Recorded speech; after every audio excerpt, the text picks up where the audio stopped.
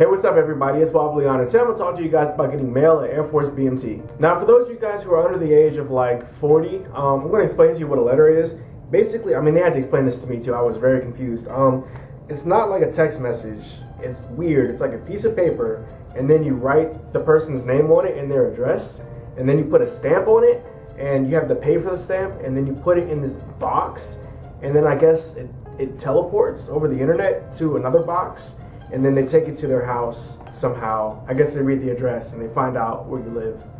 So, you get mail at BMT at the end of each day, Monday through Friday. These are all the letters that I received at BMT. I gotta say, I was super happy every time I got a letter. If you have people at BMT, if you have friends or family, send them a letter because it's a great motivation, like piece, and like a great way to boost their energy to get through BMT. So yeah, I just want to give a shout out to all the people, all my friends and family who send me letters during BMT. It's a great motivation tool. It's a great way to let people know that you're still caring, you're still thinking about them on a day-to-day basis. Receiving mail. The only time that you can receive mail is Monday through Friday at the end of each day during what's called Airman's time. Airman's time is basically where your MTI sits down with you and he's gonna, or she is gonna talk to you about just different things about the Air Force, resiliency, like just airmanship, wingmanship, different things. And at the end of his speech or her speech or your discussion, they're gonna hand out all your letters. Now when they pass you the letters, you're not allowed to read them at first. You have to take them and put them in your security drawer. After you put your letters away, that's when you're gonna do details. Details is when you clean up your entire dorm, you take showers, all that good stuff. If you have extra time after details, then that's the time that you'll spend between that and going to sleep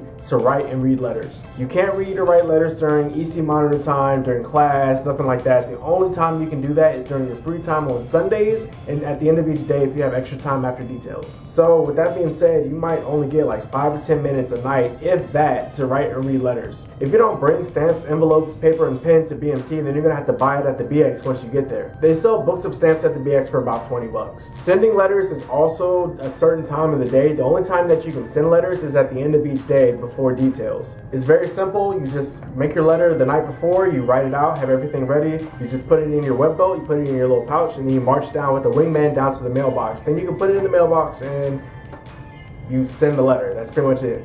Now your friends and family are going to receive your mailing address in 3 different ways. The first way is through a phone call. On your second or third night at BMT, your MTI is going to pass out a sheet of paper. The sheet of paper is going to say, hey, I've arrived at BMT safely, here's my mailing address. You're going to call someone on your cell phone, and you're going to tell them all the stuff on the sheet of paper. Now you're going to be rushed. You're only going to have like a minute or so to say all this, so you might not get through the whole message, so they might not get all of your mailing address. This isn't a problem because you're going to take that sheet of paper, fold it up, and you're going to mail it to your family. So now they have a printed version. That's the second way. If all else fails, then they'll get your mailing address when you send them a letter first. I highly recommend when you go to BMT is to get an address book. Once you get your address book, write down all the people that you want to send letters to.